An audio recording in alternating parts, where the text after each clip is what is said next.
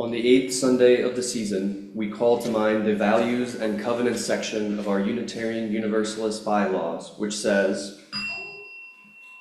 as Unitarian Universalists, we covenant congregation to congregation and through our association to support and assist one another in our ministries. We draw from our heritages of freedom, reason, hope, and courage, building on the foundation of love.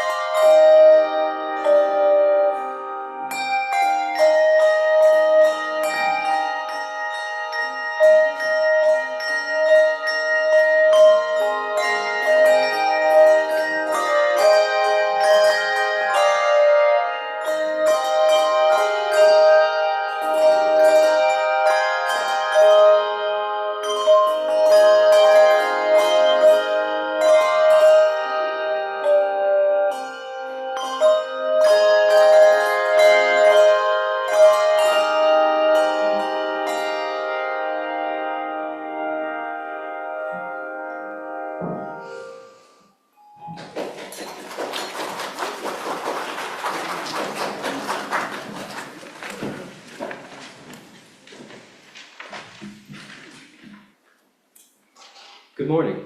I'm Elijah Evans, pronouns he, him, your celebrant this morning. And I'm the Reverend Meredith Garmon. Anybody remember me? I'm the interim minister here. ZZ or he, him. Welcome to the First Unitarian Church of Des Moines. Our building is located on land that has been home to humans for 12,000 years, including the Iowa, Sauk, and Meskwaki. Other animals, such as the buff-breasted sandpiper, once migrated through these lands in much greater numbers. As we enter this space, the ghosts of humans and other animals past are among us. We are called to join in the work of education, reparation, and healing for all species. It's a blessing you were born. It matters what you do. Your experience of the divine is true, and you don't have to go it alone. Today is the 8th Sunday of spring. The moon is waxing gibbous, and the flower moon, appropriately enough, will be full tonight. The day of the full moon, however, is tomorrow. On Buddhist calendars, the full moon of the lunar month Vesakha is, by custom and tradition, the anniversary of the Buddha's birth in 480 BCE, and also of his enlightenment in 445 BCE, and also of his death in 400 BCE. So tomorrow is the holiday Vesak, which we are celebrating with today's Buddhist themed service. On the Christian calendar, today is the fourth Sunday of Easter. On the Hallmark calendar, today is Mother's Day. So happy Mother's Day to all our mothers, to everyone who mothers, who loves and nurtures and guides. And on our first Unitarian Church calendar, today is our flower communion, when everyone brings a flower and takes home a different one. A special welcome to our visitors. For those of you on Zoom, thank you for tuning in, and please be sure your mic is muted. If you are here with children, there is childcare, or feel free to keep them seated with you, or utilize our play area in the back. Newcomers are invited to a UU Curiosity conversation. We have one every month, and today is the Curiosity conversation for May. So if you're fairly new here, grab your refreshment after the service, and then we'll gather in the back of this sanctuary. Our connection circles are small groups that gather to explore the monthly theme and build a relationship. It's a key way we live out our mission to grow ethically and spiritually. Our theme for the month of May is beauty, like flowers and like the full moon of Vesakha. And we begin with the lighting of our chalice. On the 8th Sunday of the season, we dedicate our chalice to our Unitarian Universalist heritage of freedom, reason, hope, and courage. Please join with me in the chalice lighting words from William Schultz on the screen and in your order of service. This is the mission of our faith, to teach the fragile art of hospitality, to revere both the critical mind and generous heart, to prove that diversity need not mean divisiveness, and to witness to all that we must hold the whole world in our hands. We are a people of covenant, not of creed, and we express our covenant in the denomination's bylaws, our bond of union, our mission, and our relational covenant. Today, please join me in affirming the mission of this congregation. We covenant together to advance the mission to love radically, grow ethically and spiritually, and serve justly. Our responsive invocation is number 598. Words are from Buddhism's Metta Sutra and also pay homage to our mothers on this Mother's Day. The side on my left will begin with the words in plain type, and the side on my right will respond with the words in yellow. May every creature abound in well-being and peace. May every living being, weak or strong, the long and the small, the short and the medium-sized, the mean and the great. May every living being, seen or unseen, those dwelling far off, those living nearby, those already born, those waiting to be born. May all attain inward peace. Let no one deceive another. Let no one despise another in any situation. Let no one from antipathy or hatred wish evil to anyone at all. Just as a mother, with her own life, protects her only child from hurt, so within yourself foster a limitless concern for every living creature. Display a heart of boundless love for all the world in all its height and depth and broad extent. Love unrestrained, without hate or enmity.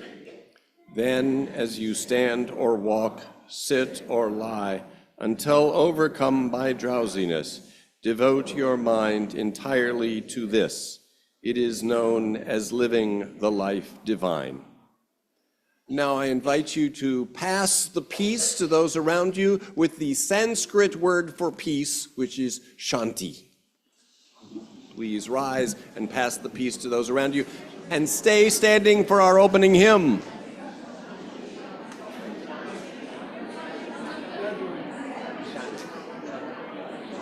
that what I can say? Nice and easy, yeah.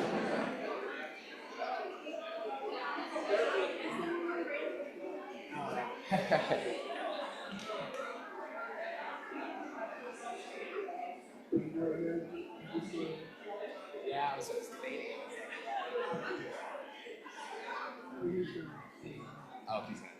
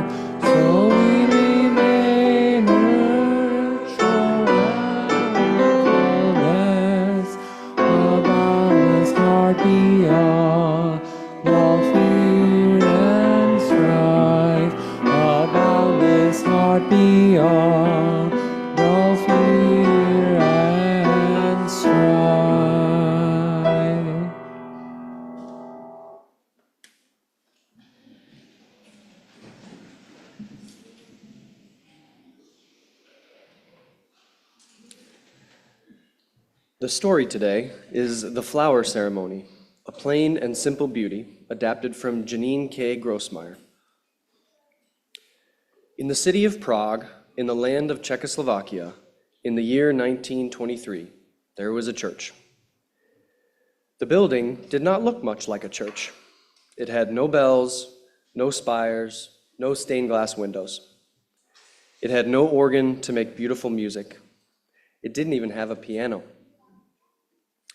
It had no carvings of wood or statues of stone. It had no candles or chalices. It had no flowers. The church did have some things. It had 4 walls and a ceiling and a floor. It had a door and a few windows. It had some wooden chairs. And that was all, plain and simple. Except the church also had people who came to it every Sunday. It had a minister, and his name was Norbert Čapek. He had been the minister at the plain and simple church for 2 years. Every Sunday, Minister Čapek went to church, and he spoke to the people while they listened, sitting quietly and still in those hard wooden chairs. When he was done speaking, the people talked a little bit among themselves, and then they went home. And that was all. No music, no candles, no food. not even coffee or donuts. Springtime came to the city of Prague, and Norbert Čapek went out for a stroll. The rains had come, the birds were singing, and flowers were blooming all over the land. The world was beautiful. Then an idea came to him, simple and clear, plain as day. The next Sunday, he asked all the people in the church to bring a flower or a budding branch or even a twig. Each person was to bring one. What kind? They asked. What color? What size? You choose, he said. Each of you choose what you like. And so, on the next Sunday, which was the first day of summer, the people came with flowers of all different colors and sizes and kinds. There were yellow daisies and red roses. There were white lilies and blue asters, dark-eyed pansies and light green leaves. Pink and purple, orange and gold, there were all those colors and more. Flowers filled all the vases, and the church wasn't so plain and simple anymore. Minister Čapek spoke to the people while they listened, sitting quiet and still in those hard wooden chairs.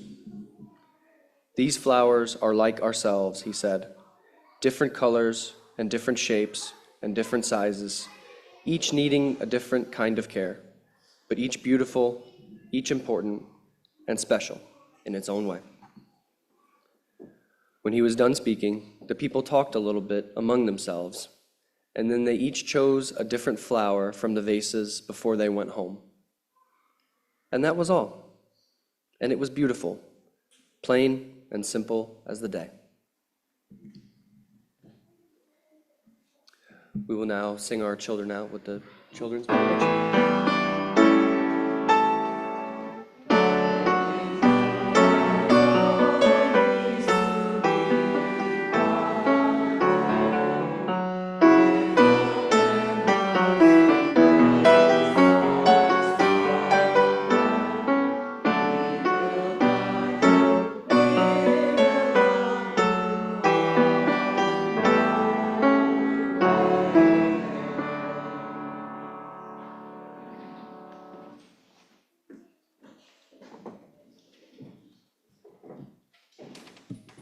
Good morning. My name is Pat Headley, she, hers. The committee asked me to talk today about the grounds. In 2012, I was asked by the minister to form a committee and assess the grounds. And we did that. The committee got together. We did our research. We got prices for everything. We wrote up our report and we turned it in. Now, today, in 2025, the current committee is trying to address some of those issues. Now, when I said 2012 and then 2025, I'm guessing some of you did the math already. Do I need to wait for the rest of you to catch up? Yeah. 13 years we've been kicking that can down the road. Can we keep doing it? Yes. Should we? No. So I am here to encourage you to do two things. Attend the forum today if you haven't already, and they promised me that they will do a lot less talking today and a lot more listening. So this is your chance if you haven't done it already. The second thing is to attend the annual meeting and vote yes to get this project moving forward. Now, the committee has already approached me and asked me for a sizable donation. I had to gulp. I had to sit down, stare at the wall for a few minutes. But after some consultation with my financial advisor, we decided that over a period of a few years, we could probably do that. That's not my job today, is to ask you for money, thank goodness. But I am asking you to go to the forum and to come to the annual meeting and vote yes. Thank you. Good morning. Chapter. I'm Karen Kramer, she, her, a co-chair of the Capital Campaign. Today at 11 o'clock, like Pat said, is the last forum that we're going to hold regarding the Capital Campaign before the congregational vote. And we want to make sure everyone has a good understanding of what this vote means for our church.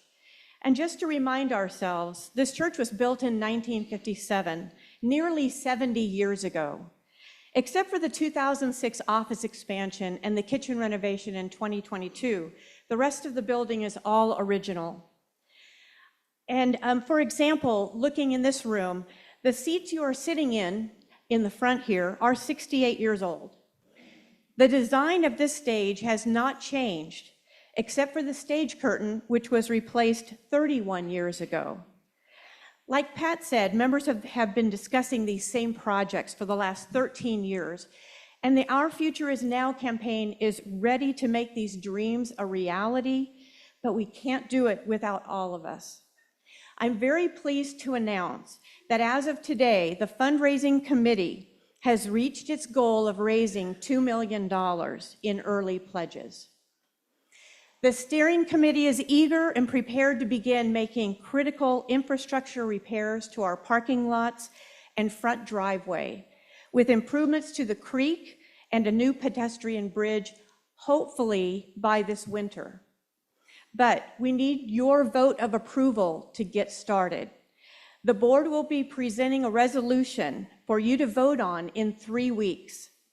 We're all excited about what can be accomplished, not just for the building and grounds, but for what these projects represent for the long-term sustainability of the church's presence in the community and the social justice work that we do here.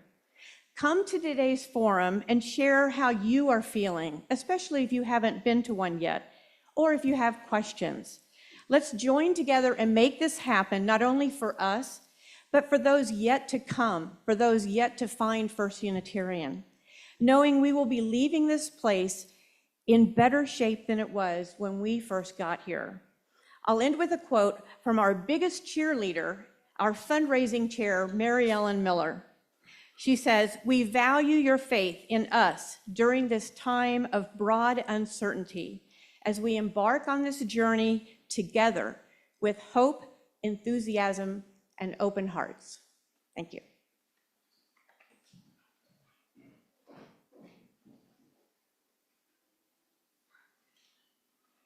Chapter 15, Prelude to Unitarianism. Transylvania's first Edict of Toleration was 1557. 2 religions were officially recognized, Catholic and Protestant. So conflict between Lutherans and Calvinists was growing more intense as each sought to be the officially recognized Protestant faith. 6 years after the first Edict of Toleration, the Transylvanian Diet in 1563 renewed and confirmed its earlier decree, ordering that each may embrace the religion that he prefers without any compulsion, and may be free to support preachers of his own faith and in the use of the sacrament, and that neither party must do injury or violence to the other. This did not help ease the conflict much until the next year, when King John, now 24 years old, ordered the parties to separate into 2 distinct churches, each with its own bishop. Transylvania now officially recognized 3 religions: the Catholic, the Lutheran, and the Calvinist. Recognition of a 4th, the Unitarian, would soon follow, for the seeds of Unitarianism had begun to grow. The writings of Miguel Serveto were being read, and his ideas had gained scattered followers. Probably not much would have come of it without the backing and leadership of some person of considerable influence. In fact, it would take 2. The first one arrived in Transylvania that year, 1563, in the person of Giorgio Biandrata, erstwhile court physician to the royal family of Poland and a sharp defender of anti-Trinitarian views. The second one was a native Transylvanian, a Catholic, become Lutheran, become Calvinist, and growing dissatisfied with Calvinism. His name was Ferenc David, or Francis David.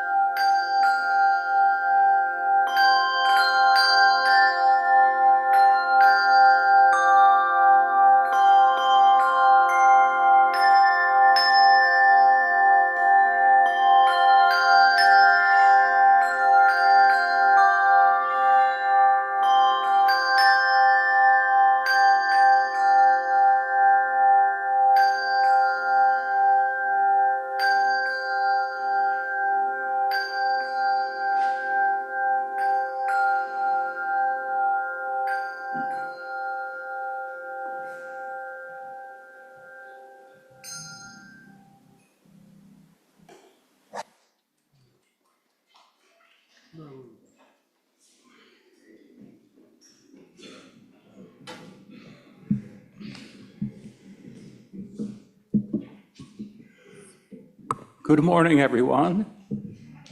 I'm John Morrow, he, him, Pastoral Care Associate for our congregation. You're invited to call upon the Pastoral Care team if you're going through any significant transition in your life, just to talk it over. Reach out to us at pastoralcareteam@ucdsm.org. You can always request assistance, volunteer to provide it, or submit a joy or sorrow through the Care and Community page on our website, or by speaking to me or any member of the Pastoral Care team. We have the following joys and sorrows to share. Today is Mother's Day. As we wade through the flowers and cards and celebrations of this day, let us also make space for the sticky feelings, the difficult relationships, those who have been hurt, and those who are grieving. We wrap our arms around it all. Jane Ryder was recently hospitalized after a fall. She's back home, feeling better, and her daughter has been with her. Cards wishing Jane well are welcomed. And finally, please keep Jean Evans in your heart.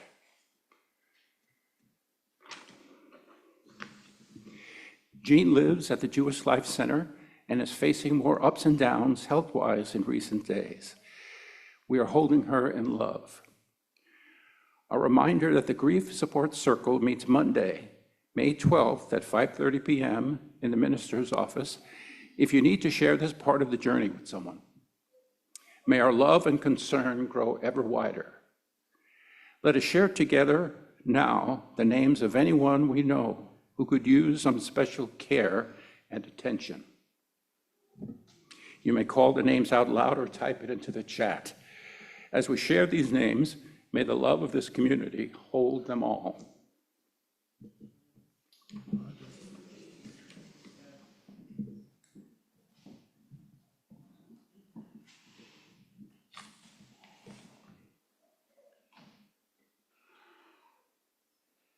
Dear Mother Spirit, Spirit of love, tender and fierce, we hold in gratitude all the forms of mothering, beautiful and complex. For those who gave us life, who raised us with care, whether by birth, by choice, or by circumstance. For those who mother in ways often unseen, the aunts, the grandmothers, the teachers, neighbors, mentors, and friends who have nurtured our spirits, tended to our wounds, and made space for us to grow. For all those who have ever, even once, acted in compassion, who have cared for another, who have fiercely protected or given tender guidance. And we also recall and hold in our hearts those for whom this day holds sorrow, those who have lost mothers or who have lost children, those who long for a child and wait in hope, and those whose relationships with their mothers are complicated or strained or absent. May we nurture one another and tend to the world with gentleness and courage. And may we, in our living, leave behind a world where justice and kindness and love can flourish. Amen. Ashe. Blessed be.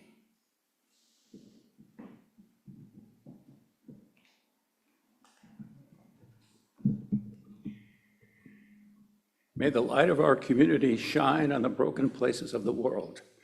May we breathe in awareness of every pain and grief and breathe out compassion and comfort. We light 3 candles, one for the joys and sorrows shared aloud,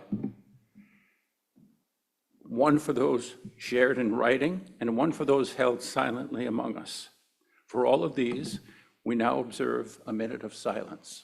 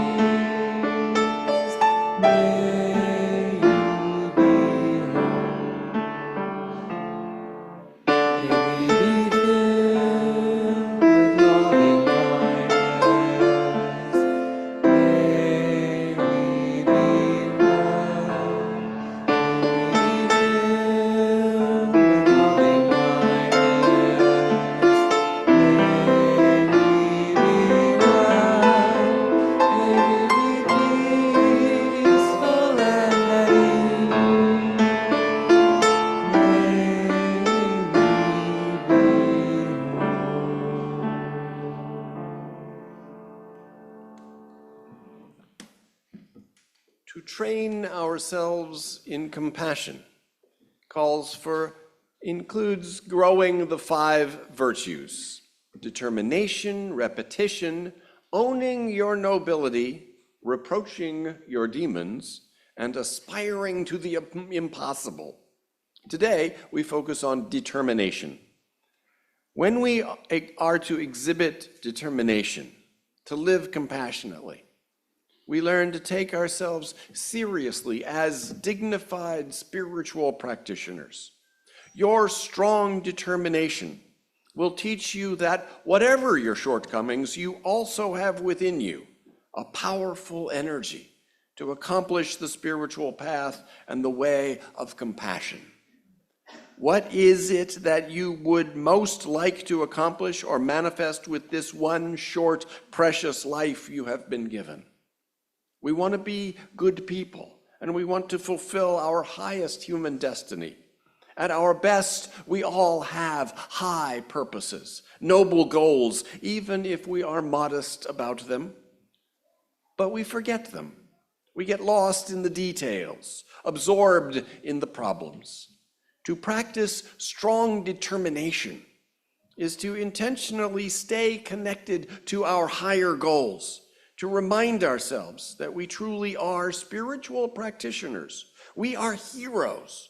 We can make effort, and we can do what needs to be done to live a noble life. The concrete practice is to concretely remind yourself. Compose your words of reminder, forthright, resolute, and bold. Something like, I am a spiritual warrior, and though this may not be apparent to others, inside it is clear to me. I refuse to be stuck for good with my ordinary limited point of view. I'm leaving that behind. I'm going forward. That's the spirit of strong determination. So compose your words of determination and repeat them to yourself from time to time. Such affirmations don't do much by themselves, but in combination with attention to all the other trainings in compassion, these words will facilitate your growth.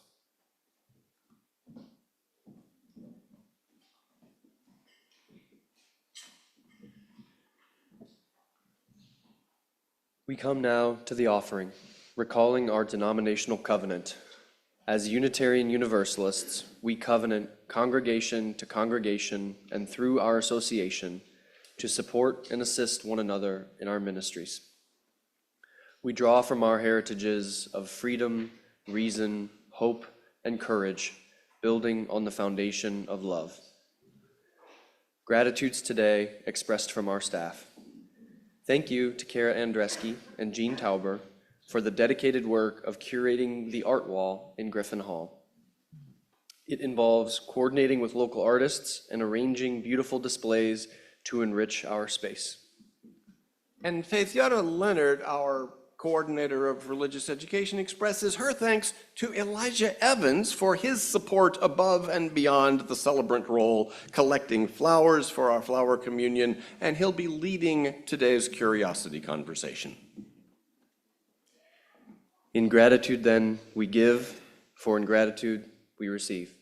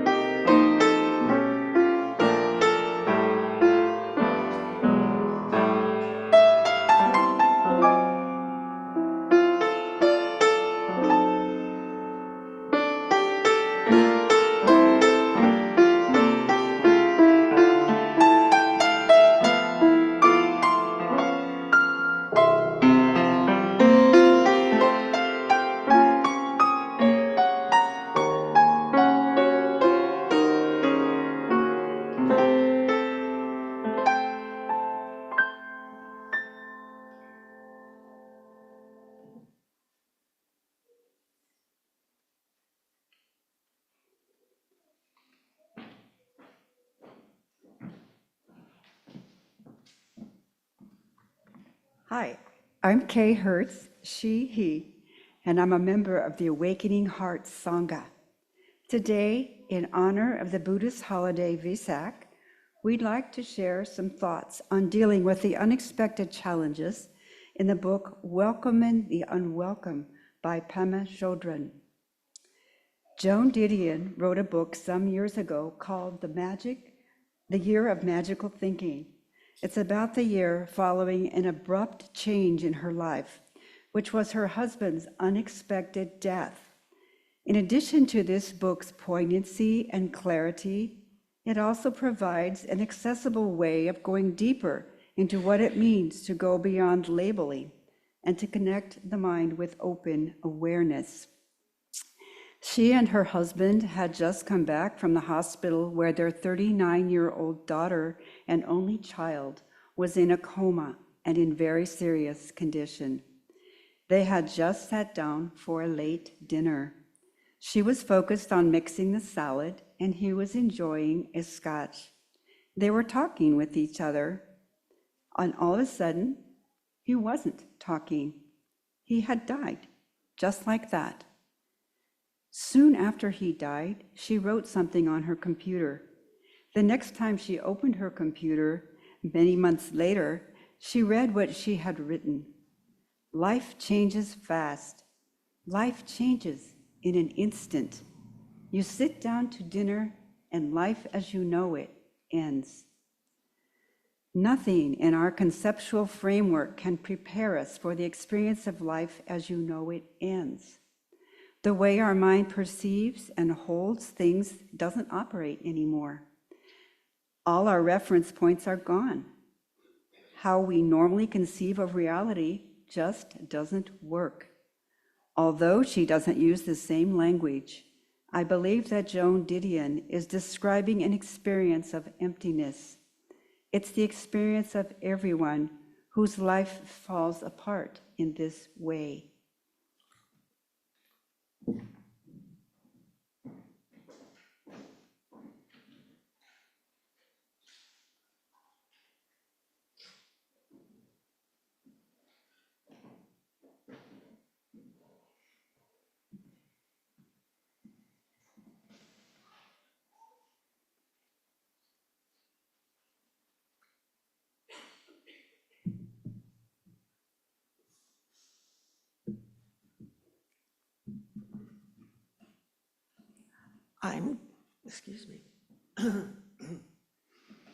I'm Karen Massetti Miller, she, her. In the US, we have some expressions for moments when our lives feel like they're falling apart. Here are a few. I felt like the rug was pulled out from under me. It felt like the bottom fell out of everything. The whole thing threw me for a loop. Though it isn't explicitly stated, the implication in these expressions is that the floor, the rug, or whatever force picked us up and threw us are not behaving as they should. Instead, the ground we were standing on is gone, and we are left wondering how we can put everything back together again. Members of our Sangha felt this way when we chose welcoming the unwelcome as our group reading earlier this year. The political and social upheaval we saw around us had left us feeling ungrounded as we questioned what we knew about our country. We hoped that Pema Chodron's wise advice would help us regain our footing. We have indeed benefited from Pema's wisdom, but like so many things, it wasn't the advice we were expecting. She did not give us instructions on how to replace the floorboards that had fallen away below us, or how to straighten that rug that had been pulled out from under us. Instead, she suggests that we all learn to accept the fact that there never was a floor or a rug or any other permanent support beneath us. Accepting this can help us reduce the suffering in our lives and be ready for life-changing events. She emphasizes 3 concepts that can help us do this. The first concept is impermanence. Because life generally moves along at an even pace for most of us, we forget that the material world is constantly changing. Babies grow into adults and should always call their mothers on Mother's Day. Tiny seeds grow into tall trees. The earth itself changes as mountains form and erode, volcanoes erupt, and the continents themselves move. As Pema points out in another of her books, When Things Fall Apart, both of these titles have been really popular lately, the very first noble truth of the Buddha points out that suffering is inevitable for human beings as long as we believe that things last, that they don't disintegrate, that they can be counted on to satisfy our hunger for security. Regularly reminding ourselves that this world is impermanent, including ourselves, can help us be ready when a life-altering event occurs. Some Buddhists do this by regularly reciting the 5 remembrances, which reminds us that we cannot escape aging, illness, or death itself. I've always found the 4th remembrance to be especially helpful. Everything I care about and everyone I know is subject to change. I cannot escape being separated from them. And for you moms out there, this is especially good to repeat when sending a young person off to college. Accepting the impermanence of existence leads us to a second key concept, letting go of labels, those pre-existing definitions of what is good and what is bad that apply to things we encounter in life. Consider the label success. If our definition of a successful life involves holding a particular job, living in a particular type of house, with a particular partner and exactly 2 children, and enjoying robust good health, what will we do when we lose that job? Or the bank forecloses on the house? Or our partner leaves us and runs off with the banker? Or our health is affected by a serious accident or illness? Do we scramble around trying to put the floorboards back in place and straightening the rug so that everything returns to the way it was? And if that doesn't work, do we label ourselves as failures? Or is there an alternative?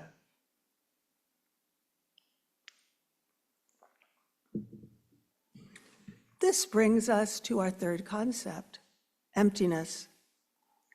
The term has some negative connotations in Western culture. When we think of a person as empty, we generally think of them as being exhausted or hopeless, unable to see a purpose in their life. But in Buddhism, the concept of emptiness is much more positive. We might describe it as being empty of preconceived notions or labels, including the definition of ourselves as a single being that is totally separate from the other beings in this world.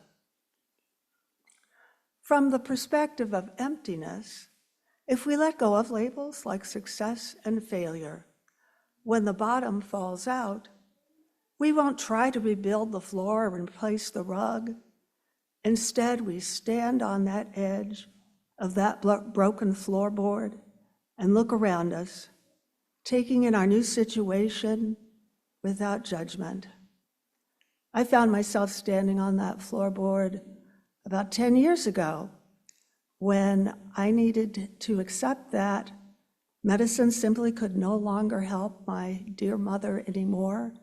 There was as yet no cure for Alzheimer's, and her heart was also giving out.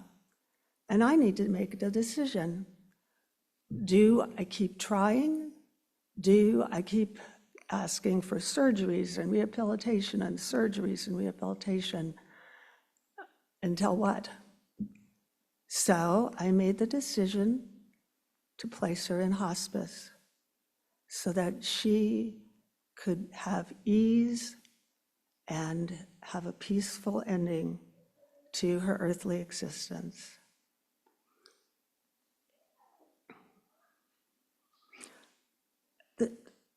What I learned from this actually is very much reinforced by what Pima has to say here, so I can vouch that this is good advice. If there is grieving to be done, don't hide from it. Just grieve. If there is fear or anxiety, go ahead and feel that too. But don't label those feelings as being needy or cowardly. They are simply feelings that occur when people have experiences like this. and they are something that we have in common with others who've gone through the same thing. As we reflect on this, we can think more about others who might be sharing this experience, and we might send some love their way. This is how mutual support gets started. As we work our way through our experiences, our challenges can become our teachers if we let them. They might help us to rethink our priorities. We may decide that we really didn't need all those things we thought we needed in order to be happy, like that perfect job and perfect house. That everything we need for happiness is inside us, and we take the time to listen. We may decide to become more involved in our community, helping others whose challenges are greater than ours. We may even discover that we're braver and more loving than we realized. Thank you.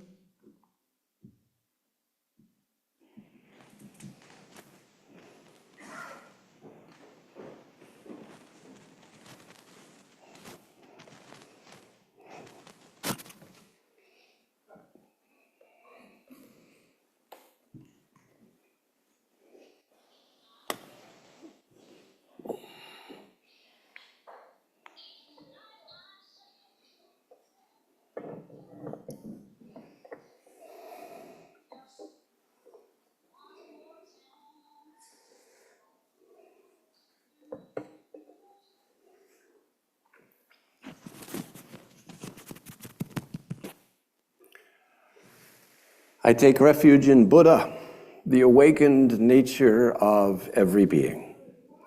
I take refuge in Dharma, the path of understanding and love.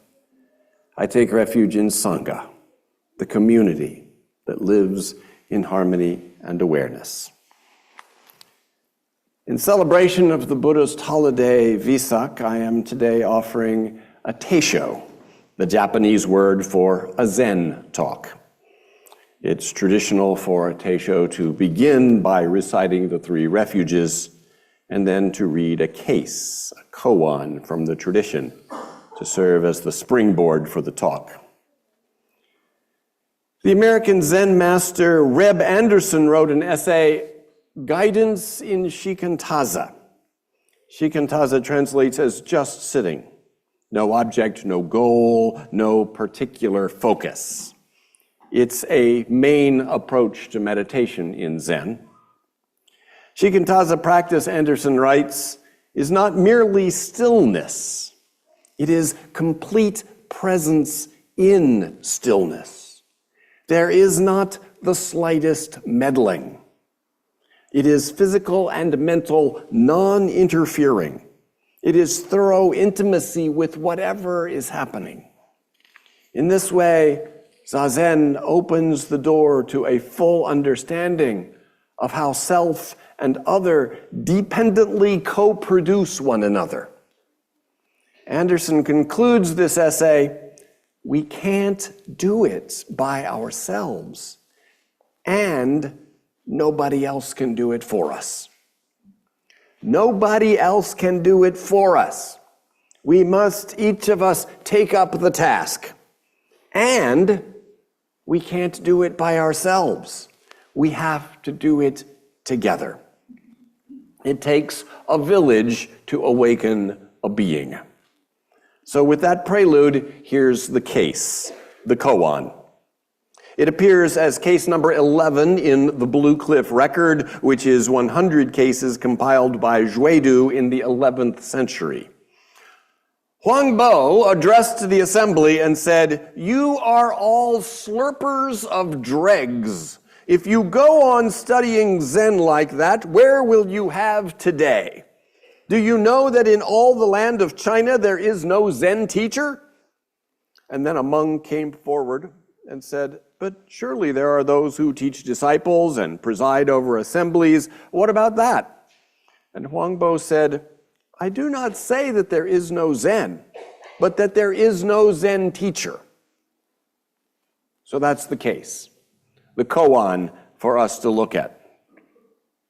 Huangbo was a 9th century Chinese Zen teacher and abbot of a monastery. Huangbo says there's no Zen teacher, but there is Zen. No Zen teacher means nobody to do it for us. Nobody whose words we just have to learn, whose posture and movements we just have to imitate. If you're looking to your teacher for the truth, you're just gobbling up dregs. But there is Zen. There is this thing we do together, whether it's traditional Zen with rakusus, which is what this is, bows and chants and bells and clappers and incense and altars and mats and cushions and sitting cross-legged in silence for 25 to 45 minutes at a time, or whether it's the Zen of Unitarian Universalism, with stoles and chalice lightings and hymns and choirs and candles and folding seats and responsive readings and listening to a sermon for 20 minutes at a time, and also bells. There is this thing that we do together. Practice, whatever form spiritual practice takes, is a joint venture. The great 13th century Japanese Zen teacher Dogen insisted, the practice is the enlightenment. We do it together. We practice together, and in that practice manifest our inherent enlightenment together. We do it together, or we aren't really doing it at all.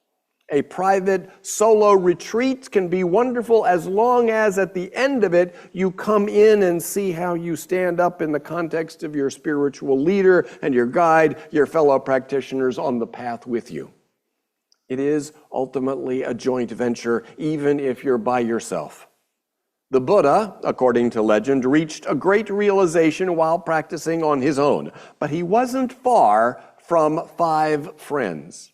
The story goes that Siddhartha Gautama left home at age 29 to pursue spiritual liberation. He left behind a wife and small child to, in other words, go find himself. Yeah, that's the story. He found a teacher and advanced quickly, but wasn't satisfied. He left that teacher, found another teacher, and advanced further, but hadn't found liberation. He left that second teacher and was soon followed by 5 friends who joined him in practicing extremes of asceticism. And finally, he abandoned extreme self-denial for the middle way, neither indulging in sensual delight nor denying himself basic sustenance. He split off from the 5 friends for essentially a private solo retreat. 6 years had gone by since he left home, and he sat by himself beside the Naranjara River under a pipala tree, also called a Bodhi tree, for a week. And as dawn was breaking on the 7th day, he looked up and a little to his right and saw Venus, the morning star. That pinpoints of light triggered a cascading psychic reaction that felt like a complete opening, an awareness of the oneness of all things, a falling away of all the usual ego protections and defenses. And what he said at that moment was, "Behold, all beings are enlightened exactly as they are." That was his moment of awakening, the moment when Siddhartha Gautama became the Buddha, the awakened one. And soon after he'd had his morning star experience, he met back up with his 5 friends to whom he gave an accounting of himself. He came back to a community of accountability. We have to have Sangha, community. Huangbo urges us not to be gobblers of dregs. The term is literally eaters of wine dregs or brewer's grain. It's the dregs left over after the wine or the brew has been made and siphoned off. Huangbo says, you think you're getting the real thing, but you're just taking the dregs of it. If you go on studying Zen like that, he says, where will you have today? He's talking about students who travel around from one teacher to another, doing a retreat here or a few visits with a group there. As soon as they've heard a few talks from or had interviews with one teacher, they're ready to move on and check out the next one. They are dilettantes, spiritual tourists. Not that there isn't a time for exploring the field and getting a broad exposure. Huangbo himself studied with a number of masters before coming to Baizhang, from whom he received Dharma transmission some years later. So no, I don't think Huangbo is implying you should commit your life to the first meditation center you happen to walk into, or to this church after one visit. Give yourself some time and experience a number of different practice and teaching styles. The purpose, though, is not to keep on accumulating different experiences, as if faith communities were toys and you believed that whoever dies with the most toys wins. The purpose is to get a rough sense of what's out there so you can find one to settle down with. If there is never anything about the faith community that makes you go, wait, that makes no sense, then that's a sign that that place might be for you a place more of complacency than of growth. The perplexing and the exasperating can be a nudge toward liberation, toward spiritual growth. If you go on studying Zen like that, says Huangbo, or as it reads in another translation, if you keep visiting temples and masters here and there in a lukewarm manner, where will you have today? Even if you are settled down with one teacher and Sangha, and they're solid and you've been there for years, you might still be kind of slurping on some dregs. If you're living on second-hand concepts, where will you have today? Another translation gives, where will there be a day for you? Or when will you come into your own? The spiritual path aims to bring you to yourself, to your own, to the day, every day that is for you. That's having your today. Experiencing for yourself and in your own way the eternal quality of this day, of this hour, this moment. Seeing for yourself that Chinese Zen figure Yunmen would say a century later, every day is a good day. One of Huangbo's students, perhaps in the hall on the day he called them all slurpers of dregs, was Linji, Rinzai in Japanese, the founder of one of the two main lineages of Zen today. And then we have this monk come forward and say, but surely there are those who teach disciples and preside over assemblies. What about that? Huangbo said, I do not say there is no Zen, but that there is no Zen teacher. There's no teacher. There's no one who can do it for you. There is no one outside you, and so no one to fix you from the outside. There is no Zen teacher, but there is Zen. There is all of us together, co-creating practice, co-creating enlightenment. If there is to be Zen, as Huangbo says there is, what is our task? If there is to be Unitarian Universalism, how shall we live it? What's the work that all the bells and clappers and mats and cushions and altars and incense and bowing and chanting and getting together in a room with our friends to be very still and quiet together is supposed to facilitate? What's the work that hymns and sermons and forums and connection circles and religious education classes and operating budgets and capital campaigns and hospitality volunteers and grounds cleanup days is supposed to facilitate? This congregation has a mission. We say that the work is love radically, grow ethically and spiritually, and serve justly. And doesn't love radically really include the other two?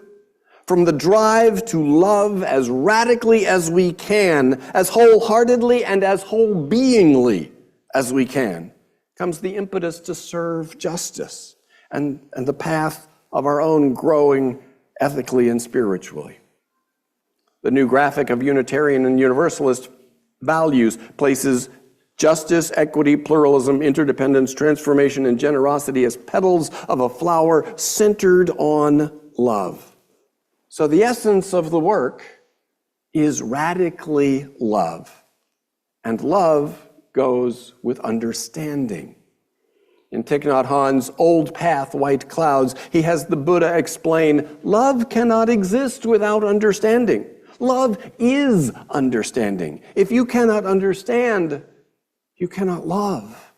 Spouses, siblings, parents, and children who do not understand each other cannot love each other.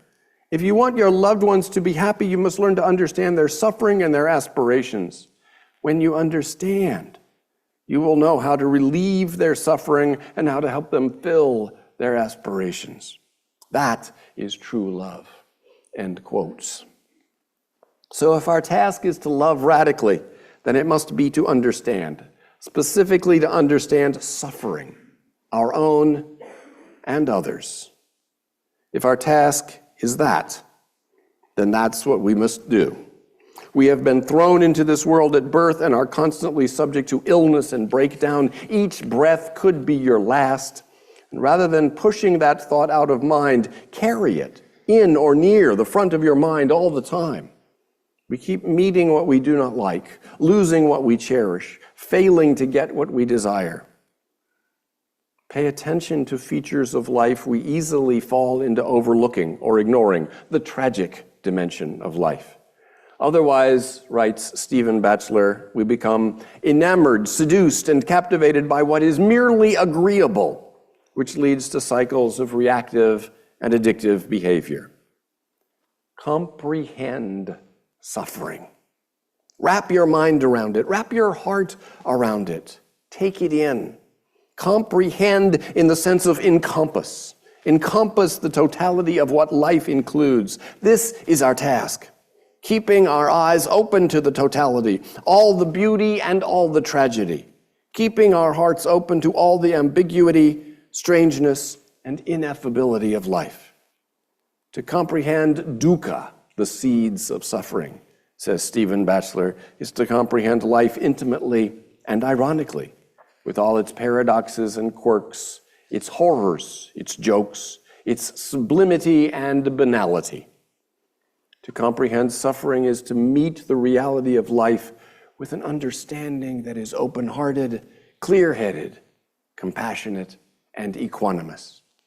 This is the task that we take up on the cushion, and it's the task we take up in our lives. The possibility of comprehending suffering is the possibility of loving radically. That's the Zen path, the Unitarian Universalist path, the path of any spiritual tradition worthy of the name. Anything else is just slurping at the dregs. We can't do it by ourselves. And nobody else can do it for us. We must, each of us, take up the task for ourselves and for all beings. We have to do it. We have to do it together.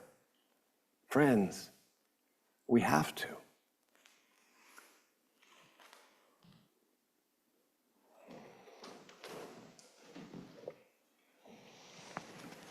Please stand as you're willing and able to sing hymn 183, The Wind of Change Forever Blown. Thank you.